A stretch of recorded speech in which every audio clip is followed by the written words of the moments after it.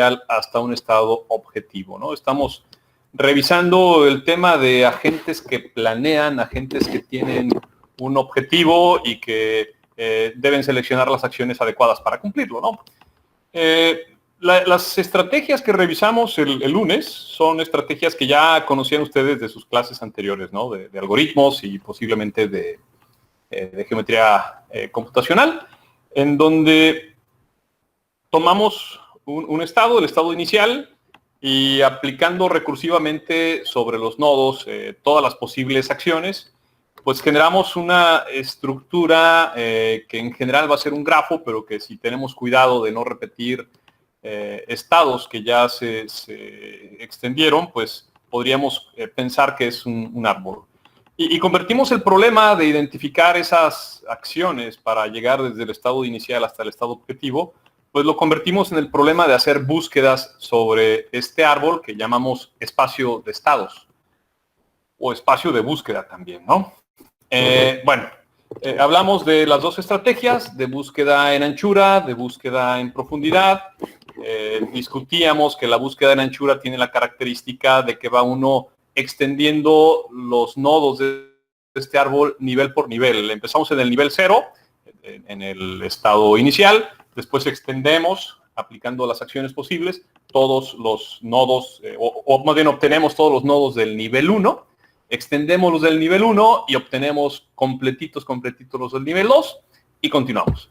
La búsqueda en profundidad es diferente porque ahí preferimos aumentar rápidamente el nivel del arbolito, ¿no?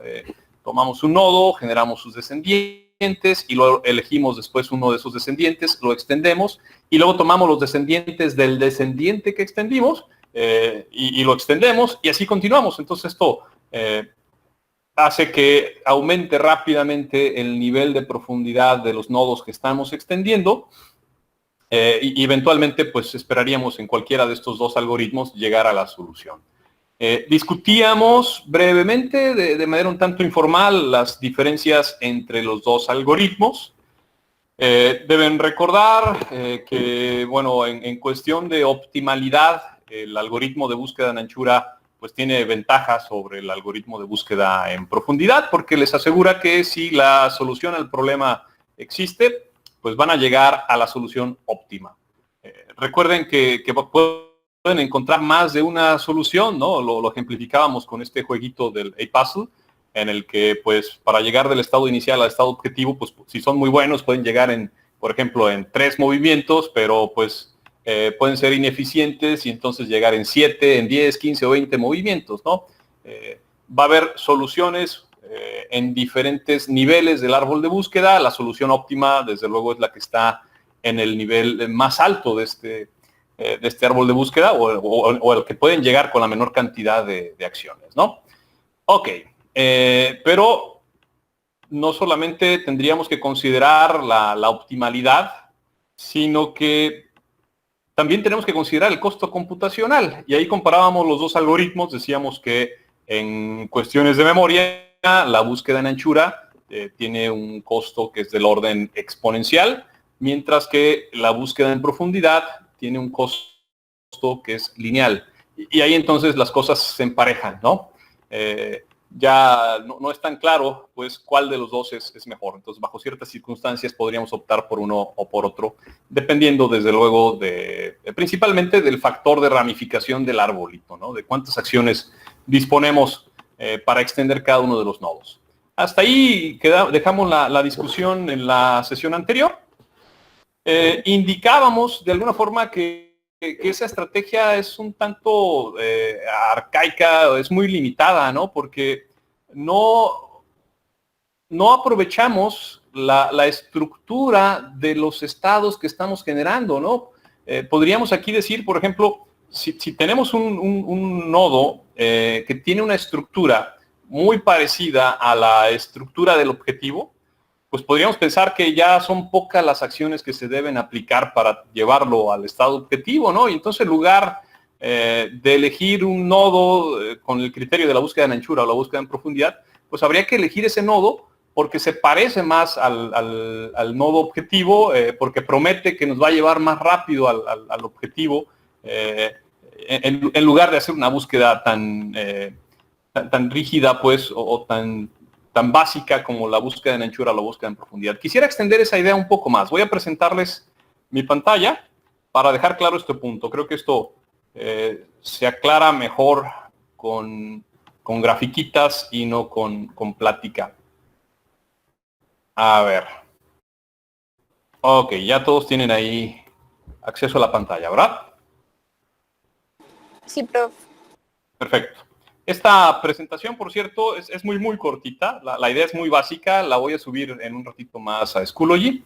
La idea es introducir esta estrategia que vamos a llamar búsquedas basadas en heurísticas, y después esto nos va a llevar a un algoritmo especial que se llama A estrella, y después darles tiempo de que trabajen con los proyectos que tienen pendientes, y bueno, ya se imaginarán que el siguiente proyecto, el penal, es la implementación de estas estrategias, ¿no? Entonces, a ver, ahorita no piensen en el proyecto, mejor pensemos en lo siguiente. La idea es esta. Imagínense que tenemos en la lista de nodos, ya sea la que se usa para la búsqueda en profundidad o la búsqueda en anchura, tenemos estos dos nodos, ¿no? Observen, el estado S1, que desde luego se asocia con un nodo, que tiene estos valores, 1, 2, 3 en la primera fila, 4, y luego aquí está el espacio vacío, 5, 7, 8 y 6. El otro estado es 2, 5, 1, 4, 8, 7, 3, 6. Si estos nodos están en la lista de nodos que deben ser extendidos, y usamos búsqueda en anchura, búsqueda en profundidad, si se fijan, el criterio que usamos en estas búsquedas para extraer un nodo y extenderlo, en la búsqueda en anchura es el nodo que tenga la mayor antigüedad en la lista de espera es el que debe ser extendido, es el que debe ser explorado. Mientras que si es búsqueda en profundidad, el criterio es el nodo que haya sido más recientemente añadido a la lista de nodos es el que debe ser extendido. En palabras más algorítmicas, para una búsqueda en anchura, la lista de nodos es ¿una qué? Una cola, ¿no? Sí. Para la búsqueda en anchura. O sea, usas una cola para guardar los nodos en la lista de espera.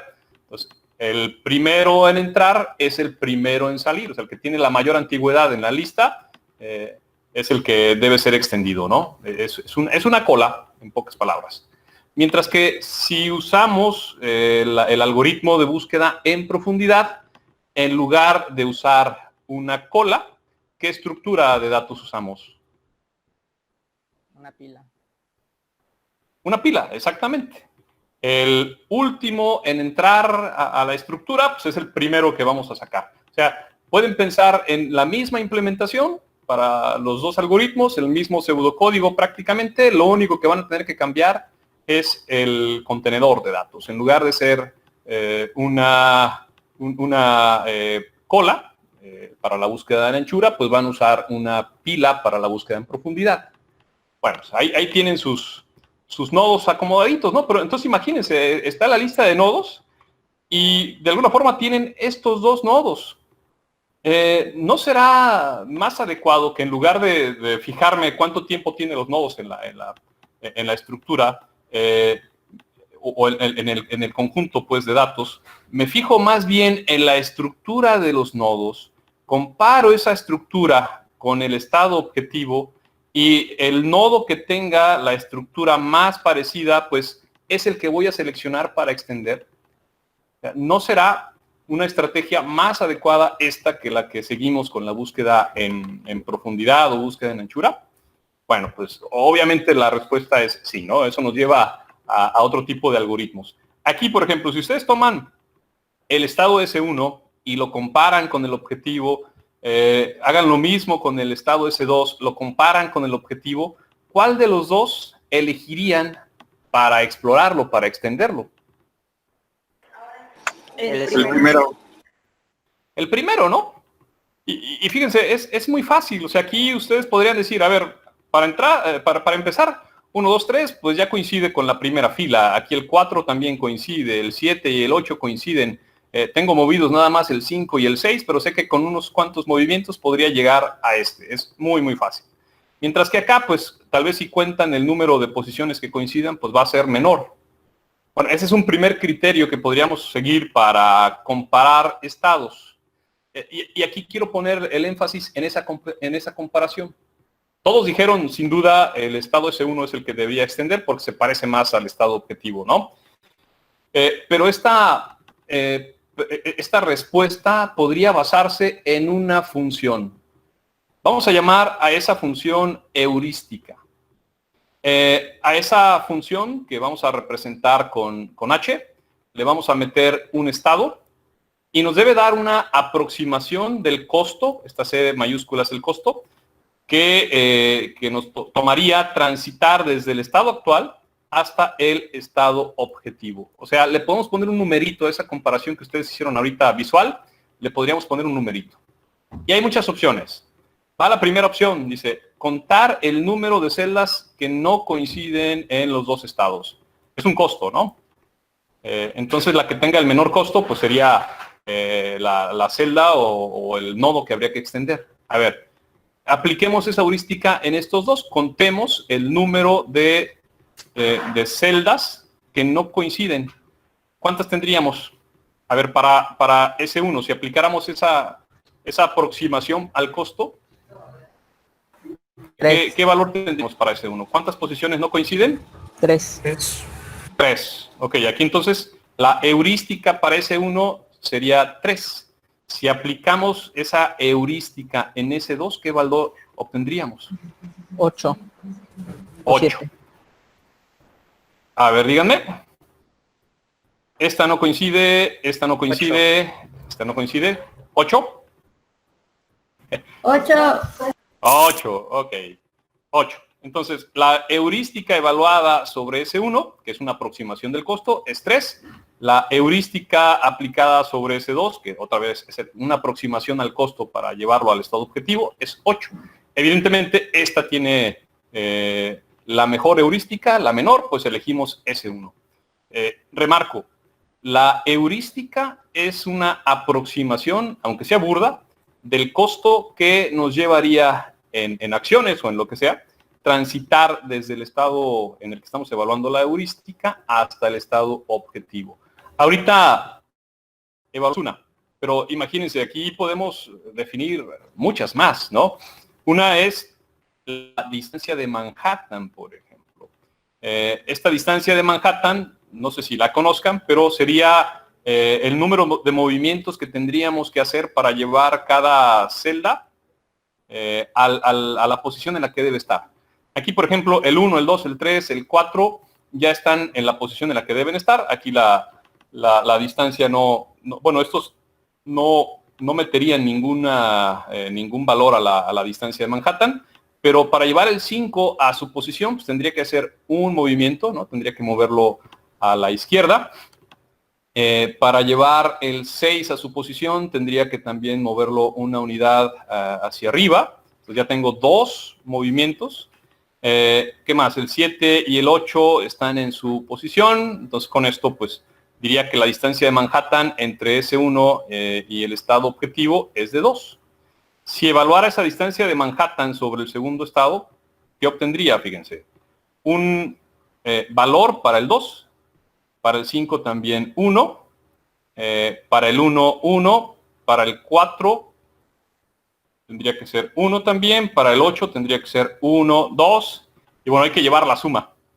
Evidentemente, o sea, si evalúo aquí la distancia de Manhattan, pues va a ser más grande que la que obtendría sobre S1. Pero bueno, quiero que esté clara qué es la definición de la distancia de Manhattan. O sea, tomo una celda en este estado, en el estado sobre el que estoy evaluando la heurística, y cuento cuántos movimientos debo hacer para llegar a la posición objetivo. Y acuérdense, los movimientos son izquierda, derecha, arriba y abajo, no son diagonales. Entonces, aquí para el 2 es un solo movimiento, para el 5 es un solo movimiento. Hay que sumar todos, desde luego. Aquí para el 3, pues ¿cuántos son? 1, 2, 3 movimientos. Eso se va a sumar también a la distancia total de Manhattan. Bueno, esa es otra opción para la heurística, la distancia de Manhattan. Y seguramente si echan a andar su imaginación, pues van a pensar en otras otras funciones que les van a aproximar ese costo. Yo ya les describí dos, pero no es muy complicado pensar en otras. ¿Cuáles son correctas? ¿Cuáles? Vamos aquí, desde luego va a haber unas que van a ser mejores que otras. Ahorita vamos a ver cómo aplicarlas. Pero en general podemos distinguir, o vamos a distinguir entre las heurísticas correctas y las heurísticas que no son correctas. Voy a ahondar un poco más en eso en la siguiente clase. Ahorita nada más quiero dejar la idea de que podemos usar esta información como criterio para seleccionar el nodo que vamos a extender. O sea, ya no va a ser una búsqueda ciega como la que hacemos con la búsqueda en anchura o la búsqueda en profundidad, sino que ahora va a ser una búsqueda basada en esta heurística. Y esta heurística, que nos quede bien claro, es una aproximación del costo de transitar desde el estado actual hasta el estado objetivo. Es lo que estoy marcando aquí, ¿no? La heurística evaluada sobre un estado es una aproximación. Aquí tal vez tenga que cambiar el signo, ¿no? En lugar de ser una igualdad, debe ser una aproximación. Es una aproximación del costo de transitar desde el estado actual hasta el estado objetivo. Aquí el costo lo evaluamos en el número de acciones. Bien, en general va a haber muchas opciones para esta heurística. Después ahondamos un poquito. Tengo una duda, perdón. Sí. Entonces eso implica que nosotros siempre tenemos que conocer el estado objetivo, sea el problema que sea. Siempre. Acuérdate que esto es parte de la definición del problema, ¿no? En el pseudocódigo que les mostraba de los algoritmos, ¿no? De búsqueda en anchura y búsqueda en profundidad, recuerden que una entrada, un parámetro de entrada a la función era el estado objetivo. Pues sí, el agente conoce cuál es el estado objetivo. Si no, no hay forma, ¿no? De averiguar cuándo llegaste a él. Pues sí, se debe saber cuál es el estado objetivo y la meta es que el agente seleccione las acciones que lo hagan transitar desde el estado inicial hasta el estado objetivo. Eso de entrada, se conoce el estado objetivo. Ok. A ver, un pseudocódigo que podemos usar para aplicar esta idea y guiar la búsqueda de las acciones que nos lleven al estado objetivo es el siguiente. O sea, inicien la lista de nodos con el estado inicial, ¿no? Aquí la lista de nodos vamos a representarla con esta L. Inicialmente colocamos ahí el estado inicial. Es el único elemento de esta lista de nodos. Mientras la lista de nodos no esté vacía. Aquí, caramba, le dejé esto. A ver, puse dos cosas aquí. Déjenme corregir. Son dos cosas, ¿no? Mientras no esté vacía o mientras tenga una cardinalidad. Caray. Borré en otro lado. Aquí. ¿Qué hice? Aquí está también. Son dos algoritmos. A ver, ahí está, ¿no? Me adelanté. Aquí estamos. Mientras la lista de nodos tenga elementos, acuérdense que estas barritas indican la cardinalidad del conjunto, ¿no? Lo vieron en matemáticas discretas. Entonces, mientras tengan nodos en la lista de nodos, mientras no esté vacía, ¿qué vamos a hacer? Vamos a extraer el nodo de la lista que tenga la heurística más pequeña. Aquí está descrito, ¿no? Revisan sobre todos los nodos que tienen en la lista de nodos y extraen el que tenga la menor heurística. A ese vamos a llamarle S. Ahora se preguntan, ¿no? ¿Es S el estado objetivo? Que bueno, aquí debe estar claro. Este estado objetivo debe ser conocido, ¿no? Si no, no se puede hacer esta comparación. Si es así, entonces la búsqueda termina. Listo. Pero si no, entonces generamos los sucesores del estado actual y los guardamos en la lista de nodos. Y bueno, continuamos hasta que ya no haya más nodos que extender, ¿no? Hasta que hayamos explorado el espacio de búsqueda. Obviamente hay que ser cuidadosos porque en la práctica, pues ese espacio de búsqueda puede ser infinito, ¿no? Habrá que poner una cota posiblemente a los niveles del arbolito y no llevar esto mucho más allá de un nivel máximo para que esto tenga fin, ¿no? Entonces habrá que aquí posiblemente colocar una condición más que indique la profundidad a la que hemos llegado. O sea, si hemos llegado a una profundidad muy grande, ustedes tendrán que establecerla, pues ya hay que detener la búsqueda porque no tiene sentido, ¿no? Ok, entonces este es el pseudocódigo, es una idea muy fácil, muy simple, que se basa en comparar los estados de los nodos que se encuentran en la lista de nodos, pues, con la estructura del estado objetivo y, bueno, seleccionamos entre todos los estados, pues, aquel que se le parezca más al estado objetivo, porque ese es el que promete llevarnos más rápido a la solución, ¿no? En la menor cantidad de acciones. Ok, a este tipo de búsquedas, entonces, les vamos a llamar búsquedas basadas en heurísticas. Hay un detalle con estas búsquedas que tiene que ver con la optimalidad. Fíjense que nada más estamos viendo lo que nos falta para llegar al estado objetivo, pero no hemos considerado un pequeño detalle.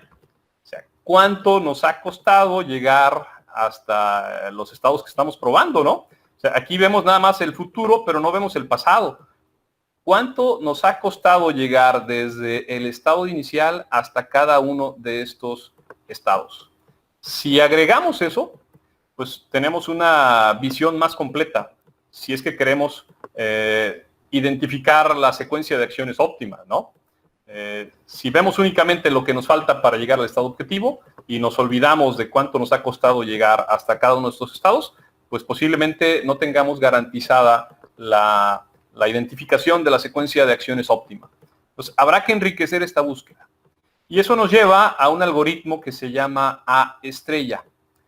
En lugar de considerar únicamente la heurística, vamos a considerar lo que nos ha costado llegar hasta el estado sobre el cual estamos evaluando las cosas, ¿no? Sobre el cual estamos interesados. Entonces, formamos una nueva función que sería una aproximación del costo total, ¿no? Tenemos lo que nos ha costado transitar desde el estado inicial hasta el estado actual, más la aproximación del costo de transitar desde el estado actual hasta el estado objetivo. Esta H siempre va a ser una aproximación, ¿no? No podemos saber exactamente el número de acciones que nos faltan ejecutar, sino pues eso es información muy grande, ¿no? No la vamos a tener en general. Entonces, esta F nos aproxima el costo total de transitar desde el estado inicial hasta el estado objetivo. Y remarco, esto se conoce.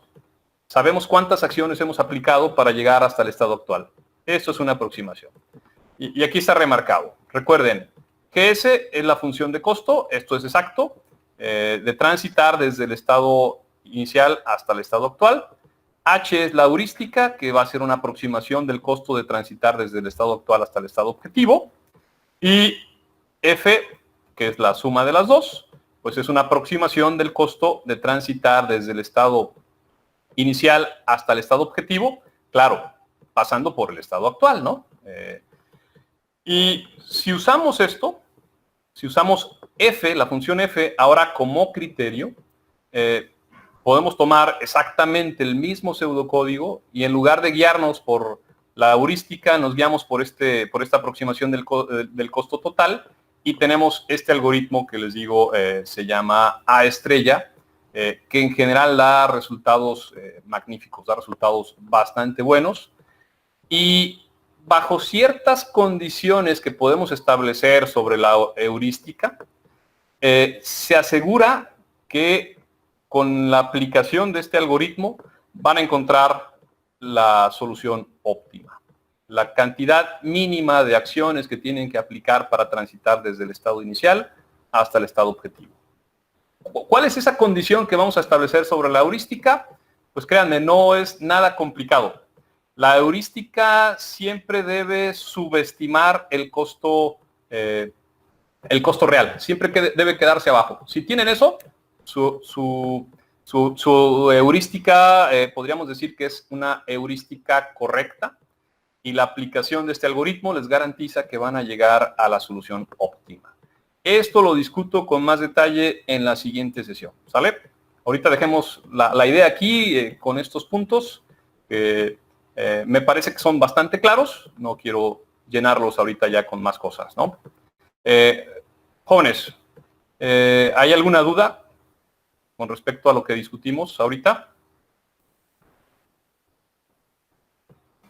Profe, yo tengo una duda. Cuando dice que en la estrella el subestimar el costo, se refiere a que, o sea, nosotros tomamos ese, digamos, esa heurística como si fuera menor a lo que en realidad nos costaría llegar al estado objetivo. Sí, no es tan complicado. Mira, Okay. ustedes tienen la responsabilidad de definir la heurística que van a usar, ¿no? Y les digo, pueden pensar en muchas opciones. Aquí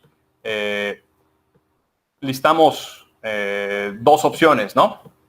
La condición para que el algoritmo A estrella, que se fija no solamente en la heurística, sino también en el costo, pues, que nos ha llevado a transitar desde el estado inicial hasta el estado actual, la condición para que este algoritmo converja a la solución óptima es que la heurística siempre subestime el costo real, ¿no?, de transitar desde el estado actual hasta el estado objetivo. Les pongo un ejemplo, a ver, una heurística que podríamos tomar para que quede bien claro que esa heurística va a ser va a subestimar el costo real. O sea, piensen que toman como heurística la distancia en línea recta, ¿no? Aquí piensen en diagonales incluso, que les llevaría a transitar desde una posición, desde una celda hasta la posición en la que debe estar. O sea, piensen en la distancia en línea recta, tomen eso como heurística. No sé si está claro que esa estimación de la distancia o esa estimación del costo siempre va a ser menor que el verdadero costo, ¿no? Porque, a ver, imagínense, aquí déjenme buscar un ejemplo, el 8, ¿no? El 8 lo tengo aquí, debe estar aquí. Si calculo la distancia en línea recta, ¿qué distancia hay de la posición del 8 a la posición que debe tener? Bueno, es la raíz cuadrada de 2, ¿no? Es la diagonal de un triángulo rectángulo con catetos de una unidad. Es la raíz cuadrada de 2, 1.4. ¿Cuál es el costo real? Pues, ¿cuál sería el costo real de mover el 8 de esta posición a esta posición? Pues 2. Por lo menos va a ser 2, ¿no? Por lo menos. Sé que por lo menos tengo que aplicar 2 movimientos, ¿ok? Entonces, si tomo como heurística la distancia en línea recta, sé que me voy a quedar abajo, o sea, garantizado, me voy a quedar abajo del costo real, ¿ok? Entonces esa sería una heurística aceptable, una heurística que siempre va a subestimar el verdadero costo. ¿Por qué la distancia de Manhattan podría ser una heurística correcta? ¿Por qué es una subestimación del costo real? Pues si se fijan, o sea, nos preguntamos, ¿cuántos movimientos tengo que hacer para mover el 8 desde la posición actual hasta su posición objetivo? Bueno, son 1, 2. Pero me estoy olvidando de las otras fichas, ¿no? Entonces seguramente para mover el 8 desde aquí hasta donde debe estar, pues voy a aplicar más movimientos, pues. O sea, tengo que mover la totalidad de las fichas, tengo que considerar la totalidad de las fichas, pues. Y seguramente en la práctica voy a tener que aplicar más movimientos para mover el 8 desde la posición actual hasta la posición objetivo. No solamente 2, tendré que reacomodar otras. Por eso en la práctica, pues voy a tener que aplicar más movimientos y la distancia de Manhattan termina estando abajo del verdadero costo. Entonces, eso está bien, no hay problema, ¿no? Bueno, habrá que ver cómo justificamos que contar el número de celdas que no coinciden también es una subestimación del costo real. En la práctica, les digo, no es muy difícil pensar en estas heurísticas, pero siempre y cuando estas heurísticas cumplan con subestimar el costo real de transitar de un estado al estado objetivo, pues si cumplimos con eso, podemos asegurar que el algoritmo A estrella los va a llevar a identificar la solución óptima. Profe, ¿y qué pasaría si usaran la heurística, digamos, la real? O sea, que yo quisiera usar el conteo real de moverlo de un lugar a otro. O sea, ¿eso en qué afectaría el algoritmo? ¿Por qué? ¿En qué afectaría? Primero, a ver, va a ser muy complicado que tengas una heurística que haga la estimación perfecta, ¿no? Que estime el costo de forma perfecta. Eso es de verdad muy complicado, es mucha información, no la vas a tener. Es muy caro, o sea, aunque puedas hacerlo, le vas a echar de verdad muchas ganas a la definición de esa heurística y muy probablemente evaluar la heurística te va a salir tan caro que al final pues no vas a ver la ventaja, ¿no? de aplicar este tipo de algoritmos. O sea, si te fijas, lo que tenemos aquí, Fernando, creo que es Fernando, ¿verdad? Sí. Ok, ya empiezo a reconocer sus voces. A final de cuentas, lo que tienes aquí es una promesa de que aunque sigas una aproximación burda, vas a llegar a la solución. Y vas a ver que en la práctica vas a llegar muy rápido. Aunque tu heurística sea muy simple, sea muy básica, ¿no? Lo único que te pide esto es quédate abajo de la estimación real. Entonces tú me dices, a ver, en lugar de hacer una aproximación mala, le echo los kilos a hacer una aproximación exacta. Híjole, te lo puedo asegurar. Eso es muy complejo y eso, si lo puedes hacer, seguramente te va a costar mucho, ¿no?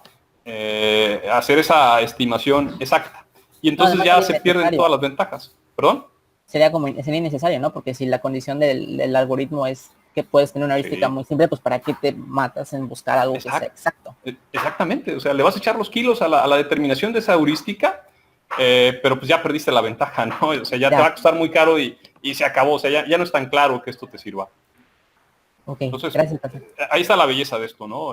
Con una aproximación muy burda de ese costo, pues puedes llegar rapidísimo a la solución óptima. Y de hecho es lo que quiero que exploren, fíjense, ahí está la idea, es muy básica. Creo que el pseudocódigo que está aquí definido lo pueden usar para búsqueda en anchura, para búsqueda en profundidad, para búsqueda con heurística y la aplicación del algoritmo A estrella. Es el mismo pseudocódigo, o sea, de hecho aquí lo copiamos y lo único que cambiamos aquí fue que en lugar de buscar el nodo que minimice la heurística, pues aquí fue la aproximación al costo total, ¿no? Es un cambio mínimo. Pues con esos cambios mínimos, les digo, este pseudocódigo les sirve para búsqueda en anchura, búsqueda en profundidad, búsqueda con heurística o el algoritmo A estrella. Es un cambio pequeño. Si quiero aplicar búsqueda en profundidad, pues el cambio lo voy a tener aquí. El criterio que voy a seguir para extraer un nodo va a ser el que tenga más antigüedad en la lista de espera, es el primero que voy a sacar. Si voy a seguir búsqueda en profundidad, pues el criterio también es ligeramente diferente. El que tenga menos tiempo en la lista de espera es el primero que voy a sacar. Entonces, con este pseudocódigo tienen los 4 algoritmos haciendo pequeñísimas modificaciones. Les voy a encargar entonces que como proyecto para esta semana implementen esas 4 estrategias de búsqueda y las comparen, desde luego. Y les digo, estoy pensando en que no les estoy dejando realmente 4 algoritmos completamente diferentes, sino que es un mismo pseudocódigo que van a modificar poquito para obtener 4 algoritmos más o menos parecidos, ¿no? En estructura. Ok, lo van a aplicar desde luego para el problemita del A-Puzzle. Y bueno, obviamente como tienen ahí 4 opciones diferentes para resolver este problema, pues será bueno comparar las 4. ¿Cuál de estas opciones es mejor? Habrá que pensar en la optimalidad, ¿no? ¿Cuáles de estas opciones los llevan al óptimo? Habrá que pensar en el costo computacional, cuántos nodos tuve que extender en cada caso, tal vez en promedio, ¿no? Tal vez esto habrá que aplicarlo muchas veces y hacer promedio, sacar estadísticas. No basta con un ejemplo o 2 porque ahí las cosas pueden estar sesgadas. ¿Cuál de estos me cuesta más en memoria? ¿Cuál me cuesta menos? Esas cosas habrá que responderlas con esta exploración. Por ahorita, si gustan, concéntrense en la implementación de esto y los detalles ya con las preguntas las subo a la primera oportunidad. A más tardar mañana mismo a Schoology para que tengan ahí la guía completa con rúbrica de evaluación y todo, de manera que esto los oriente lo suficiente para hacer la práctica. No sé si hay alguna duda. No, pero es de la tarea anterior de los agentes. Adelante. De que Cuando al momento de crear la matriz, la dimensión tiene que ser de una específica o podemos nosotros, por ejemplo, una dimensión de 5 por 5, de 10 por 10. No, les pedía que imitaran el ambiente que estaba ahí descrito en la presentación. Ah, ok, eso sí lo hizo, está bien. ¿Y las coordenadas sí tienen que ser exactas o puede ser de aleatorio Para o iniciar digamos? ¿Ah? a ver, las coordenadas para iniciar la posición de la gente, ¿dices? Ajá. Bueno, aquí lo ideal sería que exploraran varios puntos de arranque, ¿no? Ah, ok. O sea, ubiquen a la gente de forma aleatoria en diferentes posiciones, ejecuten esto muchas veces. Aquí vale la pena pensar que ustedes deben mostrar evidencia suficiente de que la respuesta que están dando al problema es válida, ¿no? Entonces, sí les aconsejo, no solamente para esta asignatura, sino para todas, que cuando tengan que hacer pruebas, no se queden únicamente con una prueba, no elijan una posición aleatoria y muestren que ahí las cosas funcionaron, sino que habrá que repetir muchas veces para estar completamente seguros o lo más seguros posibles de que su implementación es correcta y bajo diferentes condiciones pueden resolver el problema. Prueben con varias posiciones iniciales y en cada caso muestren pues que se llega a la solución, ¿no? O más bien, aquí no es solución. En general va a ser eso, que llegan a la solución. Pero aquí lo que tienen que mostrar es que el comportamiento de la gente en cada caso es el que se espera. Y una última duda, para mostrar el resultado, ¿puede ser que se lance así con los puros números de cómo se mueve o hay que graficarlo? No, prefiero una gráfica. Ah, ok. Ahí lo que les sugiero es que muestren la flechita, ¿no? Muestren el ambiente, la retícula, muestren la ubicación inicial de la gente y muestren con flechitas los movimientos que siguió la gente para llegar al objetivo. Ok, entonces está bien que si usemos la importación de Matplotlib o algo así. Sí, por supuesto. Ah, ok, muchas Matplotlib. gracias. Sí, es una opción. Construya la gráfica como quieran, ¿eh? Ahí no me voy a poner exigente. Construyala como quieran, pero ya puede ser incluso sobre la misma terminal, ¿no? Ahí imprimiendo caracteres. O sea, ahí la verdad, ustedes echan a andar su imaginación para mostrar eso, para mostrar evidencia, pues, de que el comportamiento de la gente es correcto. Vale, Sí, perfecto. alguien me preguntaba, creo que Fernando incluso, que si valía la pena poner como objetivo que la gente llegara a una esquina cóncava, ¿no? Le dije que sí y bueno, creo que llegó la oportunidad de describirlo aquí. O sea, si no hacen esto, pues sí, la gente va a seguir un cierto comportamiento y bueno, de pronto cuando llegue a una esquina cóncava, pues se va a comportar un poquito extraño. Bueno, pues ahí pongan como primera regla en su sistema de producción, pues verificar, ¿no? Si llegaron a una esquina cóncava, pues detengan el accionar de la gente. Ujú. ¿Ok? ¿Alguna otra duda? No, ya es todo. Bueno, en mi caso. Perfecto. Pues si no hay más dudas, jóvenes, los dejo trabajar con el proyectito. Si ya lo terminaron, pues vayan avanzando con esta nueva, con este nuevo algoritmo, este nuevo proyecto.